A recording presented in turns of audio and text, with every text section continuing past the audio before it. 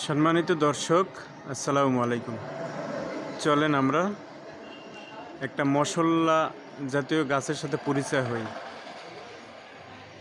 স্ক্রিনে যেটা দেখতে পাচ্ছেন এটা হচ্ছে একটা তেজপাতা গাছ। সাধারণত আমরা এই তেজপাতা মশলা হিসেবে ব্যবহার করে থাকি, যেমন গোশ, পোলাও, বিরিয়ানিতে ব্যবহার করে থাকি।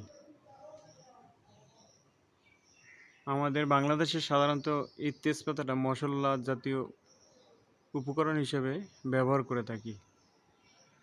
যে কোনো মাংস বা গোশ, পোলাও, তেহারি, বিরিয়ানিতে ব্যবহার করে থাকি। গাছটা বেশ অনেক বড় এবং পুরনো, মানে পুরনো বলতে অনেক বয়স হয়েছে গাছটা। সত্যি অসাধারণ দেখতে, অনেক পাতা হয়েছে। এই যে দেখেন দর্শক, অনেক বড়। এই যে দূর থেকে ভিডিও করতেছি তো দর্শক।